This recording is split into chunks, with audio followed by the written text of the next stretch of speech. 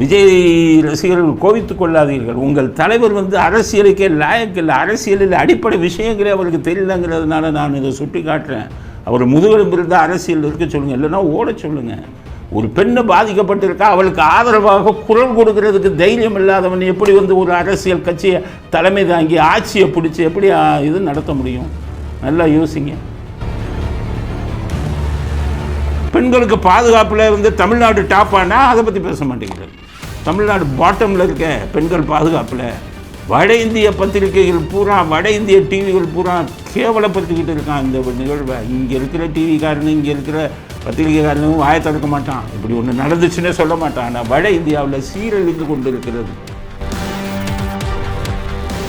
So அப்பாவுக்கு இந்த பையனுக்கு சண்டையே என்ன சண்டைனா, பாஜகவோட 26 கூட்டணி வைக்கக்கூடாது, அப்படி பாஜகவோட கூட்டணி வைக்கக்கூடாதுன்னு ராமதாஸ் முடிவு எடுக்கிறார். அன்புமணி கூட்டணி வைக்கணுங்கிறது. இதுதான் 2 பேத்துக்குள்ள சண்டைக்கு காரணம்.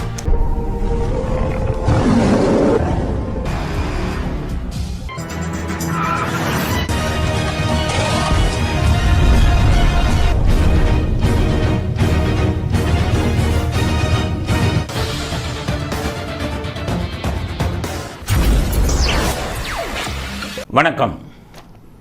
அரசியல் ஆடுகளம் உங்களுக்காக இன்றைய செய்தி அலசல் என்னன்னு பார்க்கலாம்.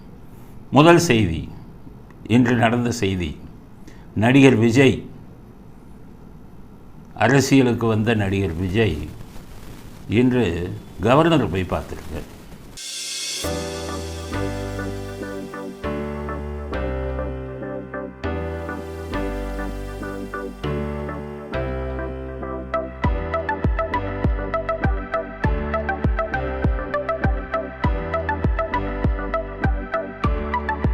உடனே நான் என்ன நினச்சேன், ரைட், கவர்னர் போய் பார்த்துருக்காரு, அதுவும் இந்த டைமில் போய் பார்க்குறாருன்னா உடனே நிச்சயமாக அண்ணா பல்கலைக்கழகத்து வளாகத்தில் பாதிக்கப்பட்ட அந்த பெண்ணுக்காக குரல் கொடுப்பார் அப்படின்னு எதிர்பார்த்தேன்.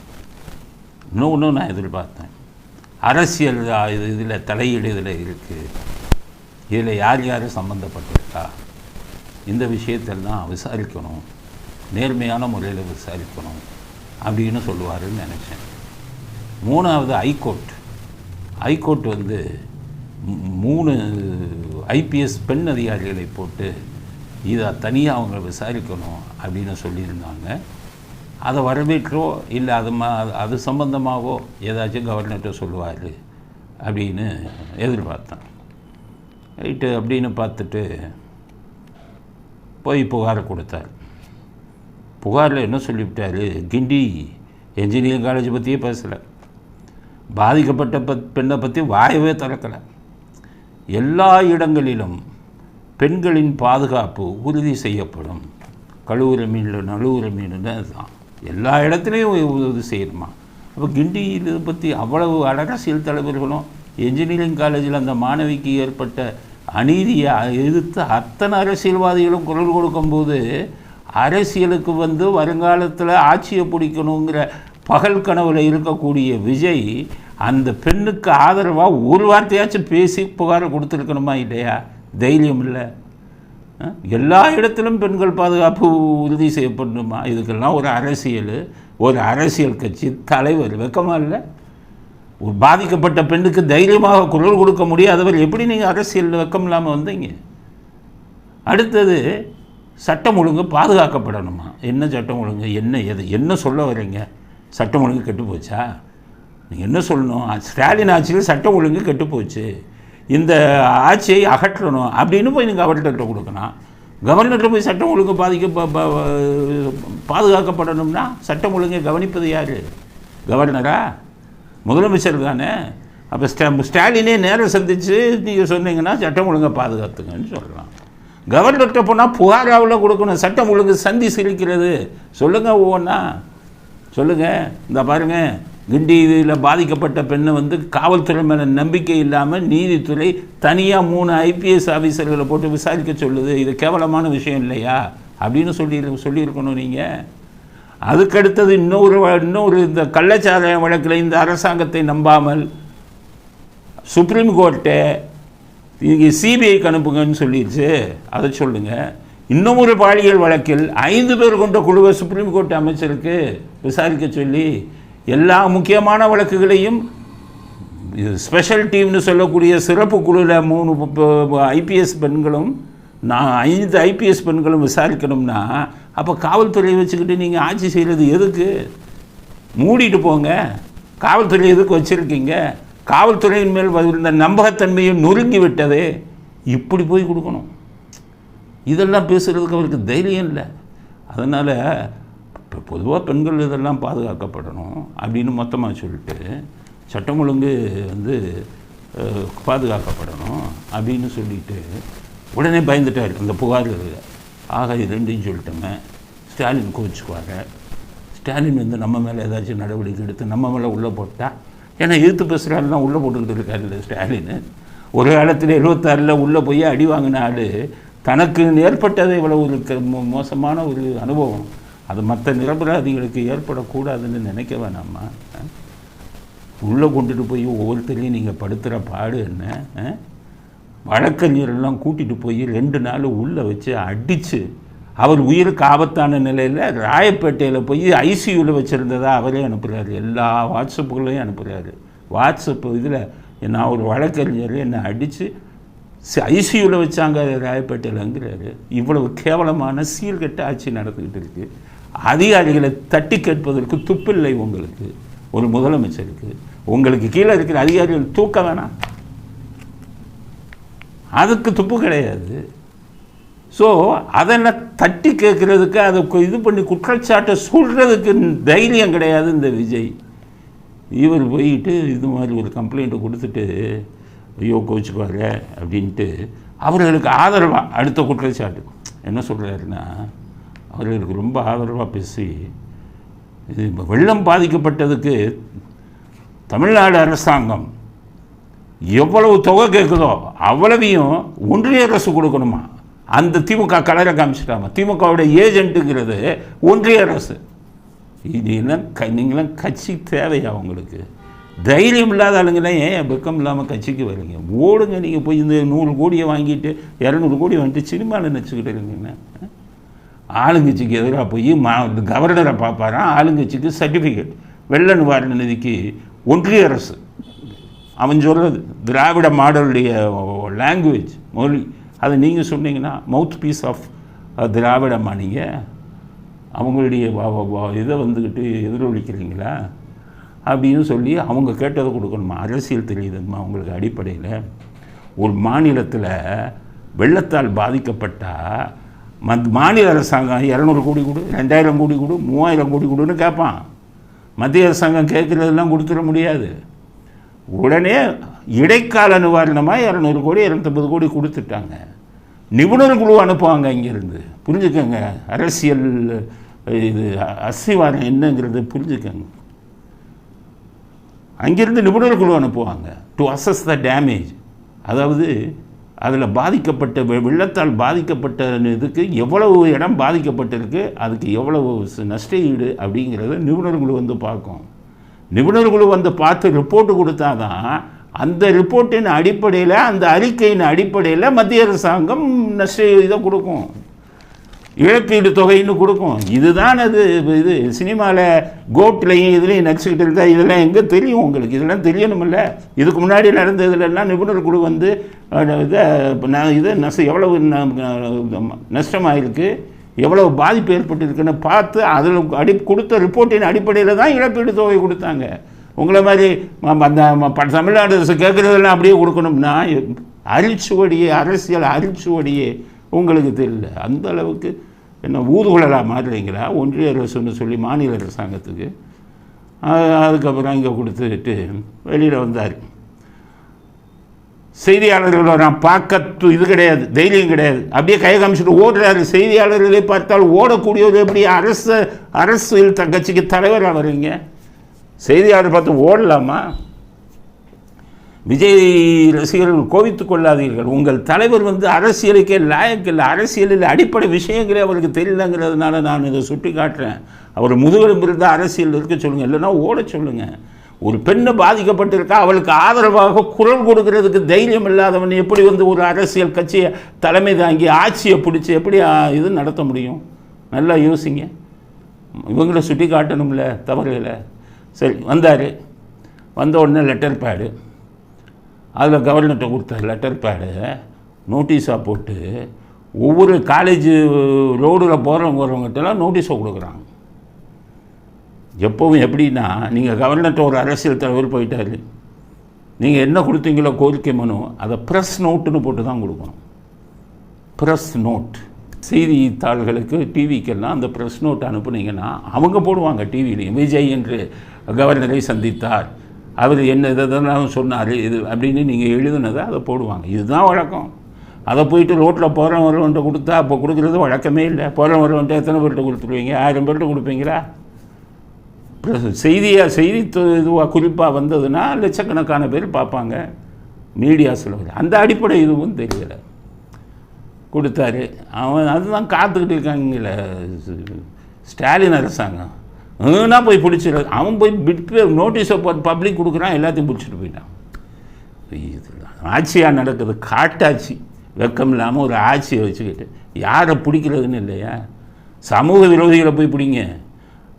அண்ணா பல்கலைக்கழகத்தில் ஒருத்தனை பிடிச்சிட்டு ஒருத்தன் தாங்கிறீங்கல்ல, அதை சரியாக விசாரிங்க. அதை போய் பிடிக்கிறத விட்டுட்டு நோட்டீஸ் கொடுக்குறவனை போய் பிடிச்சி புசி ஆனந்தையும் சேர்த்து புசி ஆனந்த் அவங்கள கைது பண்ணோன்னா பார்க்க வந்தாங்க. நீ உள்ளே போ, உள்ளே ஏறு.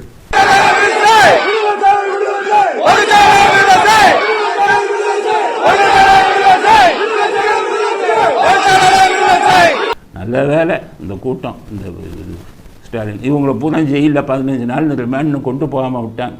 இவங்க கொண்டு போயிருந்தாலும் மேஜிஸ்ட்ரேட்டு இதெல்லாம் எப்படி அப்படின்னு விட்டுருப்பார். அதுக்கு பயந்துக்கிட்டு ரிமாண்டு கேன்சல் ஆகிரும்னு பயந்துக்கிட்டு எல்லாத்தையும் விடுதலை பண்ணிட்டாங்க. கைது செய்து விடுதலை. அதோட உள்ளே வந்துட்டாங்க. இனி ஒரு வாரத்துக்கு இன்னும் 1 மாதத்துக்கு வாயை திறக்க மாட்டார். என்னடா புசி ஆனந்தியை கைது பண்ணுறாங்க, நம்மளையும் கைது பண்ணிடுவானே அப்படின்னு பயத்தில் 1 மாதத்துக்கு வாயவே திறக்க மாட்டார். என்னைக்கு உங்கள் வாயை திறந்து ஸ்டாலின் அரசாங்கம் மீது நடவடிக்கை எடுங்கள், தமிழ்நாடு அரசாங்கம் இந்த அரசாங்கத்தில் சட்டம் ஒழுங்கு கெட்டுவிட்டு இதெல்லாம் சொல்கிறதுக்கு முதுகெலும்பு என்னைக்கு வருதோ அன்னைக்கு தான் நீங்கள் அரசியலே பேசணும். இல்லைன்னா திருப்பி போங்க, கட்சியை கலைத்து விட்டு. ஒரு போயிட்டு வந்துட்டார். கவர்னர் நல்லா பார்த்தாரு. உள்ளே போய் பேசுகிறதுலே கண்டுபிடிச்சிடுவாங்கல்ல. அப்படி பார்த்தாரு. பார்த்துட்டு இதில் ட்விட்டரில் இவர் வந்து புகார் கொடுத்தாருன்னு கவர்னர் போடுறாரு. கவர்னர் இப்போ அவர் அடிக்க மாட்டார். அவர் கவர்னர் செக்ரட்டரியேட், கவர்னர் செயலகம் ஒன்று இருக்கும், அதில் இருக்கிற ஸ்டாஃப்ட அடிங்க, இது அவர் வந்தாருன்னு ட்விட்டரில் போடுங்கன்ட்டு போயிட்டார். அங்கே கவர்னர் செயலகத்தில் இருந்தவன் கொஞ்சம் விஷயம் தெரிஞ்சாள். அவன் என்ன போட்டான், இன்று ஜோசப் விஜய் கவர்னரை சந்தித்தார்னு ஜோசப் விஜய்னு சேர்த்து விட்டான். நான் என்ன பார்த்தேன், கவர்னருக்கு சார்பாக போடுறதுல எப்படியா ஜோசப் விஜய்னு போட்டாங்க அப்படின்ட்டு. அவர் லெட்டர் பேடில் என்ன பேர் போட்டிருக்காருன்னா விஜய்னு தான் போட்டிருக்காரு. அப்போ ஜோசப் விஜய்னு கவர்னர் செயலகத்திலே போட்டான். ஏன் போட்டாங்கன்னா, இது கழுவுற மீனில் நழுவுற மீனாக இருக்குது, அவங்களுக்கு அத்தனை நஷ்டஈடும் கொடுன்னு அவங்களுக்காக வந்து பேசுது. ஒன்றிய அரசுன்னு நம்மளையே கிண்டல் பண்ணுது. ஸ்டாலினை பற்றி பேர் சொல்கிறதுக்கு முதுகெலும்பு இல்லை. அண்ணா பல்கலைக்கழகத்தில் பாதிக்கப்பட்ட மாணவிக்கு நீதி கிடைக்கணும்னு சொல்லக்கூட அடிப்படை தைரியம் இல்லை. இந்த ஆள் இப்படி தான் பண்ணணுன்ட்டு அவங்க ஜோசப் விஜய்னு போட்டு விட்டாங்க.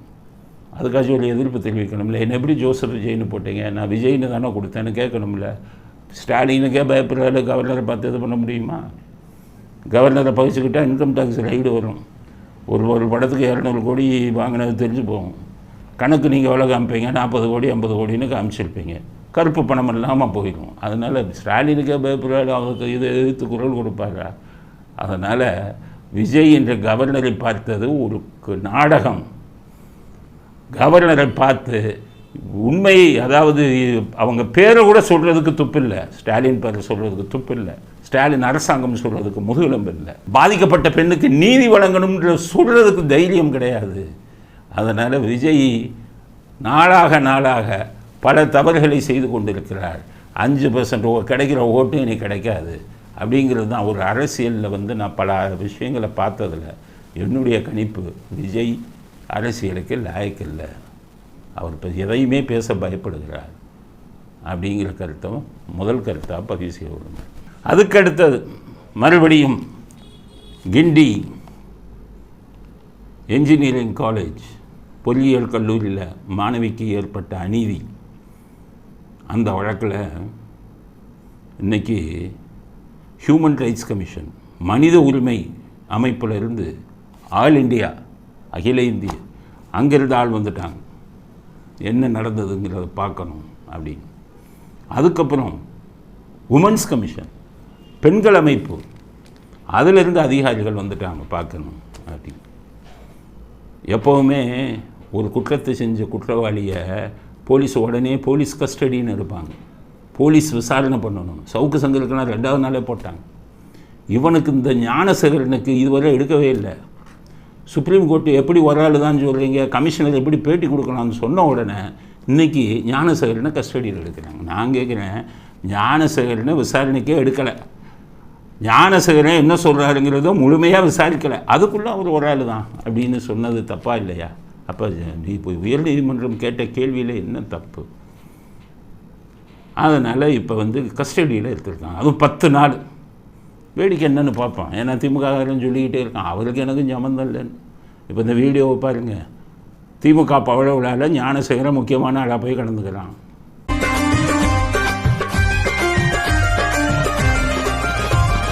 தமிழ் இனத்தின் தலைவரடா, எங்கள் தமிழ் மொழியின் புதல்வரடா. தமிழ் இனத்தின் தலைவரடா, எங்கள் தமிழ் மொழியின் புதல்வரடா. கருணாநிதி, கலைஞர் கருணாநிதி, அவர் பெயர் சொன்னா போதுமே வரும் நிம்மதி. கருணாநிதி, கலைஞர் கருணாநிதி, அவர் பெயர் சொன்னா போதுமே வரும் நிம்மதி. அப்போ இன்னமும் கூட இருந்து ஃபோட்டோ எடுத்தான்னு என்ன சொல்கிறாங்க, யார் வேணாலும் ஃபோட்டோ எடுப்பாங்க, நாங்கள் எப்படி இது பண்ணுவோம் அப்படிங்கிறாங்க. அப்போ ஜாஃபர் சாதி கூட ஃபோட்டோ எடுத்தீங்களே, அது எப்படி?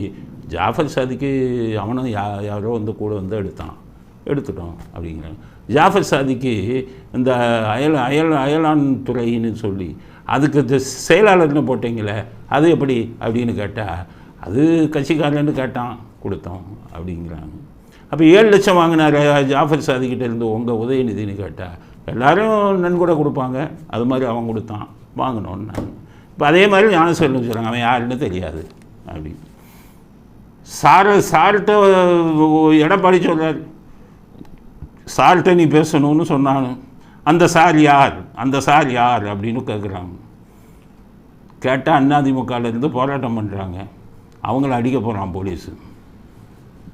போராட்டம் பண்ணுறவனு சாருனாலே கோபம் வருது, போலீஸுக்கும் கோபம் வருது. ஆனால் ஸ்டாலின் அப்படியே உணர்வே இல்லாமல் இருக்கார். எல்லாரும் பேசுகிறாங்க. அவர் கூப்பிட்டு பொதுமக்களுக்கு, தமிழ்நாடு மக்களுக்கு ஒரு உறுதியை தெரிவித்துக் கொள்கிறேன், இந்த சம்பவத்திற்கு யார் காரணமாக இருந்தாலும், என் கட்சிக்காரன் காரணமாக இருந்தாலும் நிச்சயம் அவன் தண்டிக்கப்படுவான், யாருக்கும் சலுகை கொடுப்பதாக இல்லை, பெண்களுக்கு பாதுகாப்பு வேணும் அப்படிங்கிறதுல இந்த அரசு உறுதியாக இருக்கிறது அப்படின்னு ஒரு அறிக்கை விடலாம்ல. அறிக்கை எங்கே அந்த புத்திமதி சொல்கிறதுக்கே ஆள் இல்லை எங்கே. அவர் அப்படியே ஜடம் மாதிரி நிற்பார், எவனாச்சும் போய் சொல்லணும்ல. அவர் டிவி பார்க்குறாரா, யூடியூப் பார்க்குறாரா, ஒன்றுமே தெரியல. இப்படி ஒரு முதலமைச்சர் இந்த தமிழ்நாட்டுக்கு கிடைச்சா, அதனால் வாயவே திறக்கலை. இப்போ இது முடிய போகுது. உயர்நீதிமன்றம் சொல்லிச்சு, தேவை ஏற்பட்டால் கமிஷனர் மேலே நடவடிக்கை எடுங்கன்னுச்சு. நேற்று 63 ஐபிஎஸ் ஆஃபீஸரை மாற்றினாங்க. எல்லோரும் வேகமாக வாங்கி பார்க்குறாங்க கமிஷனரை மாற்றிட்டாங்களான்னு. அவர் ஒரு ஆளை தவிர எல்லாத்தையும் மாற்றிட்டாங்க. ஏன்னா அவர் ஹைகோர்ட்டு சொல்கிறத பற்றியெல்லாம் அவர் காதிலே போட்டுக்க மாட்டார், அது தெரியவும் தெரியாது, அவர் படித்தாரா என்னன்னே தெரியாது, இப்போ டிவி பார்த்தாரான்னு தெரியாது. அதோட ஹைகோர்ட்டு ஒன்று சொன்னால் இவர் ஒன்று செய்வார். எப்போவுமே உச்சநீதிமன்றம் ஏன் செந்தில் பாலாஜிக்கு ஜாமீன், நீ மந்திரி பதவி விட்டு ராஜினாமா பண்ணிட்டாருன்னு தானே நான் ஜாமீன் கொடுத்தேன், ஜாமீன் கொடுத்தோடனே திருப்பி எப்படியா மந்திரி ஆக்கினேன் பதில் சொல்கிறேன்னு கேட்குறாரு. 10 நாள் டைம் போட்டால் 10வது நாள் நாங்கள் வக்கீலை மாற்றுறோம், இன்னும் டைம் கொடுங்க அப்படிங்கிற. கொஞ்சம் கூட சொல்லணுங்கிறதே இல்லை. ஏன்னா சுப்ரீம் கோர்ட்டுக்கு நான் காரி துப்புறானே, ஏன்டா பதில் சொல்லாமல் இருக்கோம், பதில் சொல்லணும்ல, வாயை திறக்கிறது. பொன்முடியை ஏன்டா மந்திரி ஆக்கினு எல்லாம் கேட்குறாங்க. அவர் ஜாமீனில் வந்துட்டார், அதனால நான் ஆக்குவேன். குற்றவாளிகளுக்கு பூரா துணை போகிறார். அதனால் இந்த இதில் வந்துக்கிட்டு அவர் வாயை திறக்க மாட்டார். வாயை திறக்கலன்னா இப்போ அவர் என்ன எங்கே தான் இருக்காருன்னு பார்த்தீங்கன்னா தூத்துக்குடியில் இருக்கார். தங்கை மேலே உள்ள பாசத்தில் அவங்க தொகுதிக்கு போய் புதுமை பெண் திட்டத்தை கொண்டு வர்றார். புதுமை பெண் திட்டத்தை கொண்டு கொஞ்சம் கூட வெக்கம் இல்லாமல் என்ன சொல்கிறாரு தெரியுமா? நம்ம தமிழ்நாட்டு பெண்கள் எல்லாத்துலேயும் டாப், அறிவில் டாப்பான், அதுக்கப்புறம் பார்த்தீங்கன்னா படிப்பில் டாப்பான், உயர்கல்வியில் டாப்பான். அவர் பேசுகிறார், உயர்கல்வியில் டாப், சம்பளம் வாங்குறதுலேயும் டாப் அப்படின்ட்டார். பெண்களுக்கு பாதுகாப்பில் வந்து தமிழ்நாடு டாப்பானா அதை பற்றி பேச மாட்டேங்கிறார். தமிழ்நாடு பாட்டமில் இருக்க பெண்கள் பாதுகாப்பில் வட இந்திய பத்திரிகைகள் பூரா, வட இந்திய டிவிகள் பூரா கேவலப்படுத்திக்கிட்டு இருக்கான் இந்த நிகழ்வை. இங்கே இருக்கிற டிவிக்காரனு, இங்கே இருக்கிற பத்திரிகைக்காரனும் வாயை திறக்க மாட்டான், இப்படி ஒன்று நடந்துச்சுன்னே சொல்ல மாட்டான். ஆனால் வட இந்தியாவில் சீரழிந்து கொண்டு இருக்கிறது இந்த பெண் பாதிப்பை பற்றி அவ்வளவு பேர் பேசுகிறாங்க. இப்படி ஒரு அரசாங்கம் தமிழ்நாட்டில் இருக்குது, அதை பற்றி அவர் கண்டுக்கல. போயிட்டு நான் புதுமை பெண், நம்ம தமிழ்நாட்டில் பெண்ணுக்கு என்ன ஆச்சு அதை பற்றி பேசல, இவங்க தான் டாப் அப்படின்ட்டு கொஞ்சம் கூட சொரணை இல்லாமல் பேசிட்டு அங்கேருந்து போயிட்டார். அங்கேருந்து அப்படியே கன்னியாகுமரிக்கு போகிறாராம். எதுக்கு கன்னியாகுமரிக்கு போகிறாருன்னா திருவள்ளுவர் சிலை வச்சாராம் அவங்க அப்பா. சிலை வச்சதுக்கு இது பண்ணதே எம்ஜிஆர் தான், திட்டம் போட்டு எல்லாத்தையும் பண்ணது. திறந்து வச்சது உங்கள் அப்பா போய் திறந்து வச்சார். அங்கே போய் ஒரு சிலை 25 வருஷமாச்சு அவங்க அப்பா திறந்து போனால் கடலையே நாசம் பண்ணி கடலுக்குள்ளே பூரா திமுக கூடிய வச்சுட்டாங்க.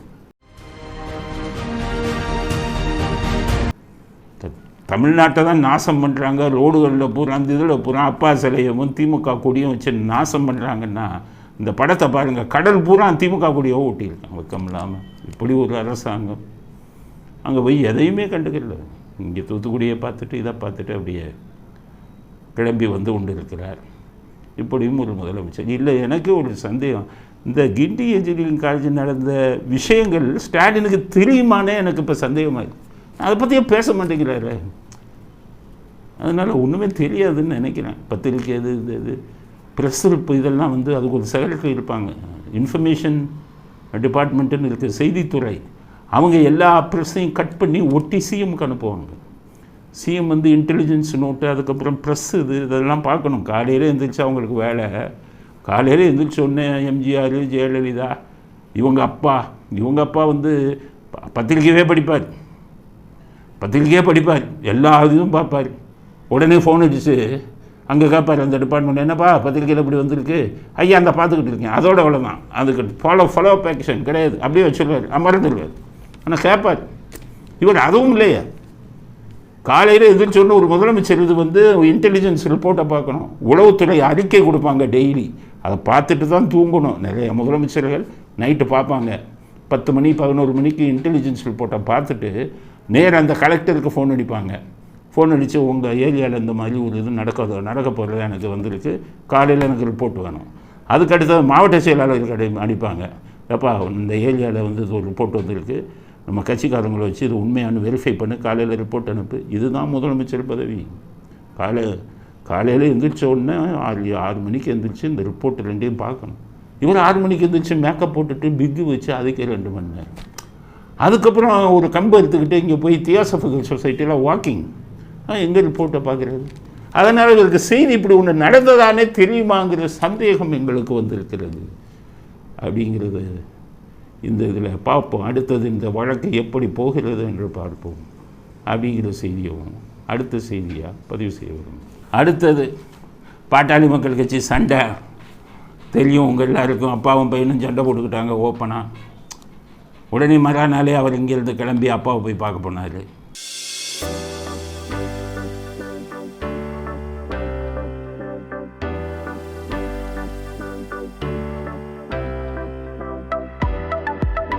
அப்பவும் அவர் கேட்குறாரு, என்ன கேட்குறாருன்னா, எப்பா என் பெரிய பொண்ணுப்பா, நீ அதுக்கப்புறம் தான்ப்பா பிறந்த, அந்த பெரிய பொண்ணோட பையன் உனக்கு வந்து பெரிய பதவி கொடுத்துட்டேன், அவன் எனக்கு பேரன் இந்த இது கொடுத்துட்டான்ப்பா, இது நம்ம இந்த இளைஞரணி தலைவரா, உனக்கு உதவியாக இருப்பான்ப்பா அப்படின்னு சமாதானம் பேசும்போதும் சொல்கிறார். அதெல்லாம் முடியாது, அவர் ஆக்கக்கூடாது அப்படின்னு சொல்லிட்டாங்க. ஸோ தமிழ்நாடு என்ன நினச்சிக்கிட்டு இருக்குது தெரியுமா? ஓ, இந்த அக்கா பையனை வைக்கக்கூடாதுன்னு இவர் அன்புமணி ரொம்ப ஸ்ட்ராங்காக இருக்கார். அதெல்லாம் நடிப்பு, பொய். நான் சொல்லிடுறேன் உங்களுக்கு என்ன விஷயங்கிறத தெரிஞ்சுக்கணும். நீங்கள் என்னன்னு கேட்டிங்கன்னா, சண்டை எப்போ ஆரம்பித்தது தெரியுமா? 2024 பாராளுமன்ற தேர்தலிலே இவங்க சண்டை ஆரம்பிச்சிருச்சு. ராமதாஸ் என்ன பண்ணார்? அவர் அனுபவமான அரசியல்வாதி. அவர் என்ன பண்ணார்? நமக்கு பலம் தனியாக அவ்வளவு இல்லை, கொஞ்சம் தான் இருக்குது. இன்னொரு பெரிய கட்சியோடு சேர்ந்தால் தான் நமக்கு ஓட்டு சேர்ந்தால் தான் நம்ம ஜெயிக்க முடியும்.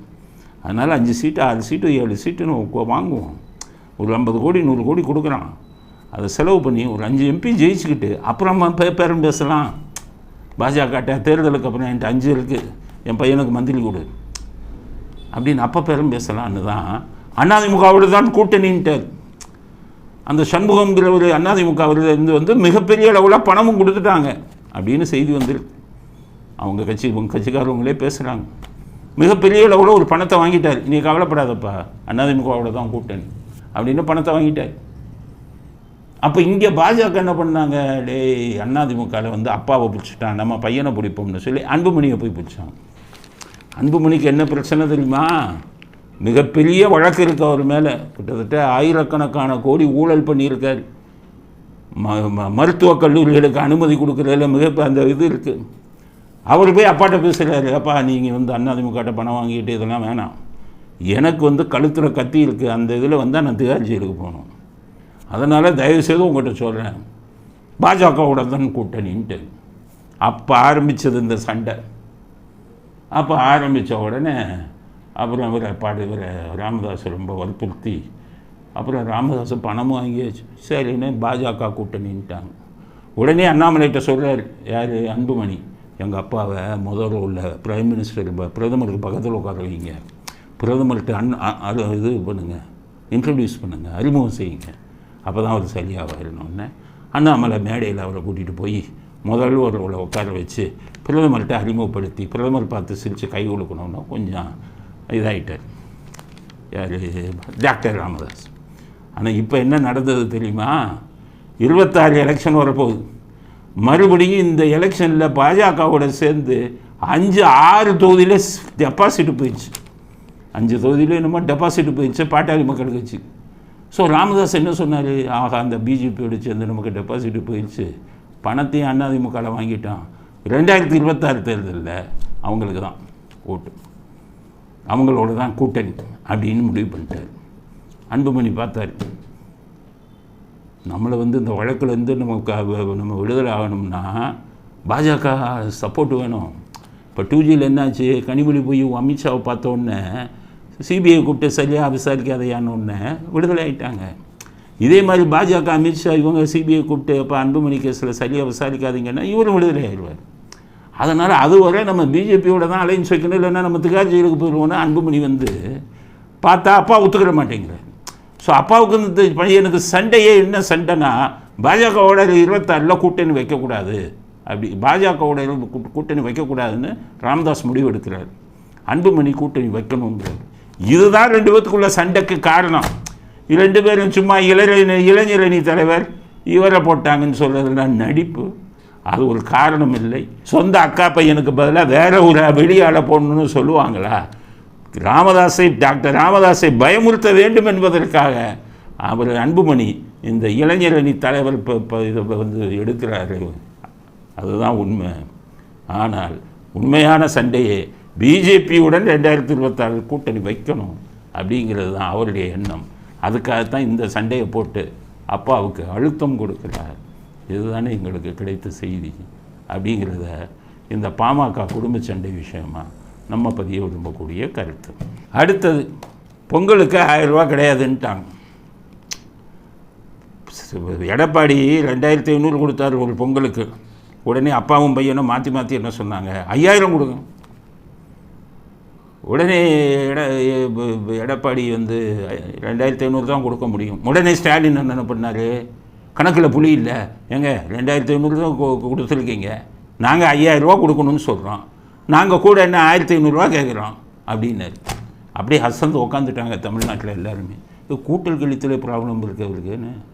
ஏன் 5000ங்கிறாரு, 2500 கொடுத்தாச்சுங்கிறாரு, மீதி 1500ங்கிறாரு. கூட்டலை இதுவே போச்சு. சுதந்திர தினம் இன்றைக்கும் தெரியல பாவம், குடியரசு தினம் இன்றைக்கும் தெரியல, கடைசி கூட்டலும் கழித்தலும் ரொம்ப இதாக இருக்குன்னு சொல்லி கிண்டல் வச்சாங்க. உடனே இவர் உதயநிதி எழுதிட்டு வந்து 2500 போகணுன்னா 2500 கொடுங்கன்னு பயங்கரமாக பேசினாங்க. போன பொங்கலுக்கு 1000 ரூபா கொடுத்தாங்க, இந்த பொங்கலுக்கு 1000 ரூபாயும் கிடையாது, வெறும் வந்து பொங்கல் வைக்கிறதுக்கு அரிசி இது தான் கொடுப்போம் அப்படின்ட்டாங்க. உடனே கேட்டால் இவர் தங்கம் தென்னரசு நிதியமைச்சர்னு சொல்கிறார், நாங்கள் கொடுக்கலான்னு தான் இருந்தோம், மத்திய அரசாங்கம் வந்து எங்களுக்கு நிதி உதவி செய்யலை. ஜிஎஸ்டியில் தான் உங்களுக்கு பங்கு ஒவ்வொன்று பிரித்து கொடுக்குறாங்களையா மத்திய அரசாங்கம். எவ்வளவு கொள்ளையடிக்கிறீங்க ஜிஎஸ்டியில் மத்திய அரசு மாநில அரசாங்கம் சேர்ந்து, ஒவ்வொருத்தன் வயிற்றுலையும் அடிக்கிறீங்களா பாவம். இந்த மாதிரி வேலை எல்லாம் பண்ணிக்கிட்டு மத்திய அரசாங்கம் கொடுக்கணுமா? நிர்வாகத்தை மாநில அரசாங்கம் தான் நடத்தணும். வெள்ள நிவாரண நிதினா மத்திய அரசாங்கம் கொடுப்பாங்க, பொங்கலுக்கு 1000 ரூபா கொடுக்குறதுக்கு மத்திய அரசாங்கம் கொடுப்பாங்களா? வேடிக்கையான மனிதர்கள். ஒன்றும் அடிப்படை விஷயமே மந்திரிக்கே தெரியல, உதயநிதிக்கும் தெரியல, உங்களுக்கும் தெரியல. அதனால் நாக்கப்படுங்கிற மாதிரி காரி துப்புறாங்க ஜனங்க, எல்லாத்தையும் தொடச்சி போட்டாங்க. அதனால் நாங்கள் சொல்கிறது ஒரு 1000 ரூபாய்ச்சும் கொடுங்க. என்ன உங்களுக்கு எல்லாம் 1000 ரூபா கொடுத்தீங்கன்னா எவ்வளோ தெரியுமா? 1500 கோடி 2000 கோடி வரும்.